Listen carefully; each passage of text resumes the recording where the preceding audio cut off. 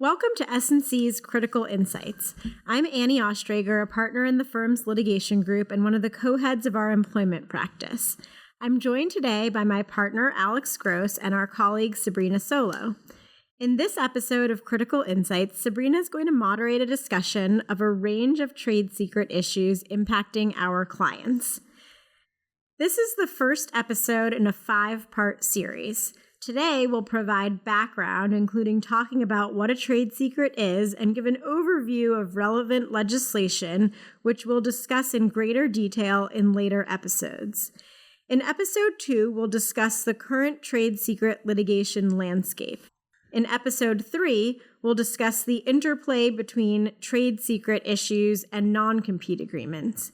In episode 4, we'll discuss how companies can mitigate the risk of trade secret disputes. And in episode 5, the final in our series, we'll talk about strategic considerations for companies when trade secret disputes do arise. With that, I'll turn it over to Sabrina to get us started. Thank you, Annie. Let's kick off with a basic question. Alex, could you tell us what is a trade secret? Absolutely. And it's great to join this discussion about a topic Annie and I work on together in our practices. While definitions vary slightly across jurisdictions, in general, a trade secret is a type of intellectual property that can consist of any financial, business, scientific, technical, economic, or engineering information of a company that is not known outside the company and gives that company an advantage over its competitors. There are 3 important requirements within that general definition. First, the trade secret must be secret, meaning that it is not generally known or readily ascertainable outside of the company. Second, the company must take reasonable measures to protect the secrecy of the trade secret. And third, the company must derive independent economic value from the trade secret. It's important to note that trade secrets do not include general knowledge, skill, or abilities that an employee learns while working for a company. It's also important to note that trade secrets are different from other types of intellectual property, like patents and copyrights, in several ways. These include that there's no need to register or disclose a trade secret, and there is no time expiration on the protection of a trade secret. That's helpful. Thank you, Alex. So, Annie, broadly speaking, how might a company find itself involved in a trade secret case? Thanks, Sabrina. Happy to address that, but I will first say on the definition point that you and Alex were just talking about, you posed this as a basic question, and I agree that in many ways it is, but I will also say that those basic requirements of a trade secret definition are often hotly contested in trade secret litigation cases, and whether the prongs of the definition that Alex just described are satisfied are really the key to bringing and defending trade secret claims. With respect to how a trade secret dispute can arise, a common fact pattern is that a company learns that a new employee has taken confidential practices, secrets, or processes with him or her on the way out the door of the prior company. And then there's a discussion about whether there's been use or disclosure of those alleged trade secrets. Another way in which these disputes can arise is in the context of a broader transaction or the sale of a business where there may be larger employee movement. And even when employee movement's not taking place en masse, trade secret issues are often implicated. And with more and more employee mobility, we're seeing this more frequently as people move from job to job. And then finally, I will say that in certain industries, this type of dispute is part of a business practice. And so we've seen that litigated and play out in litigation where there are asserted trade secrets thefts. But ultimately, it remains to be seen whether that can be proven and what damages, if any, there are. And we'll, I'm sure, talk about that in more detail as we go through our podcast series. Thanks so much, Annie. That's so interesting. With this information in mind, let's discuss the relevant statutory framework. Alex, could you talk to us a bit about the Uniform Trade Secrets Act? Absolutely. So trade secrets are governed by a patchwork of state and federal laws, one of which is the Uniform Trade Secrets Act, or UTSA. The UTSA is a model legislation that provides a private cause of action for trade secret misappropriation. And it's been adopted in 49 states across the country, supplanting the prior common law approach to trade secret litigation.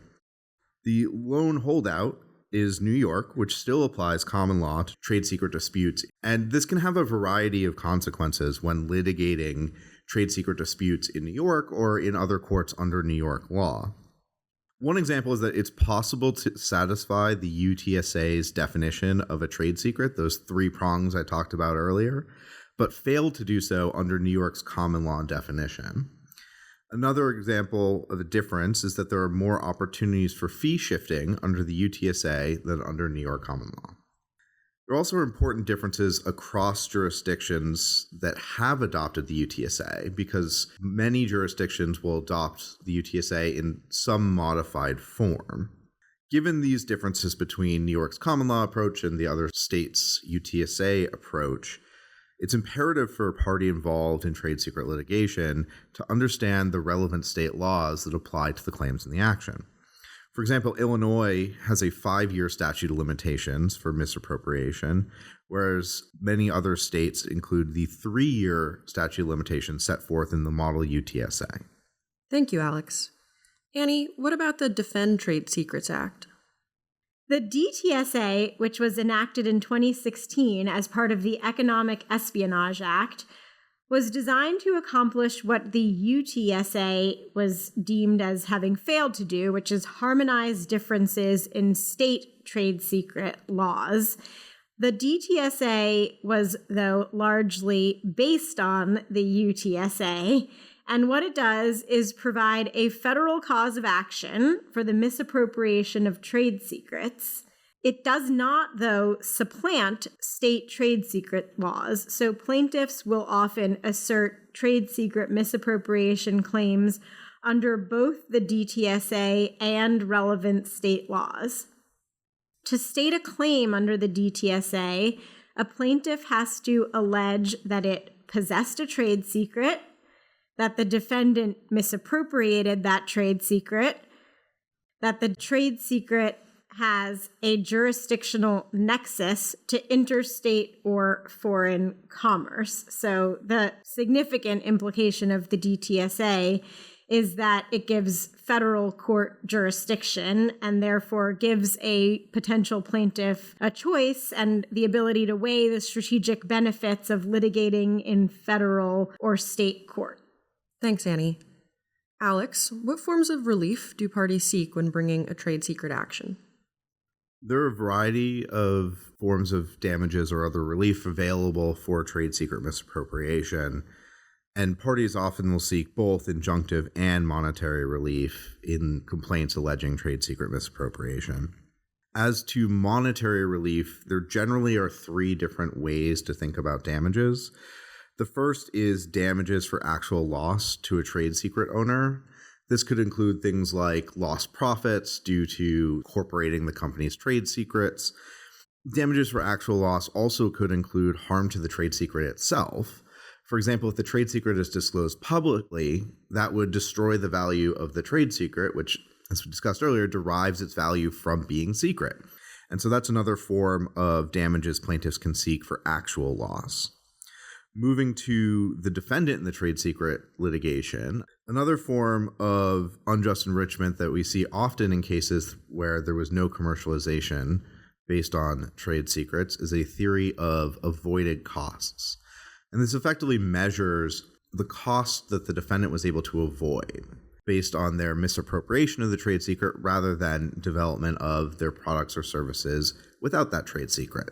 So this could include things like R&D costs, commercialization costs, or any other costs that would go into bringing a product to market that the defendant was able to skip over by using the trade secrets.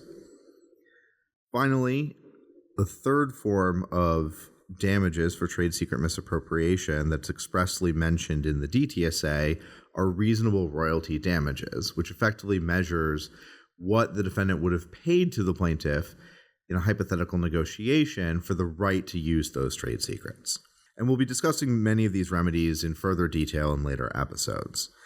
But for now, it's worth noting for our listeners that trade secret litigation has been increasing exponentially over the last few years, both in terms of frequency and in terms of the amount of damages awarded. Trade secret litigation can result in substantial $100 million judgments, as we've seen in many cases across a variety of jurisdictions over the last few years. Thank you, Annie and Alex, and thank you for listening to S&C Critical Insights. Stay tuned for our second episode in this 5-part series to be released shortly. For more information about our practice, please visit us on the web at www.solcrom.com.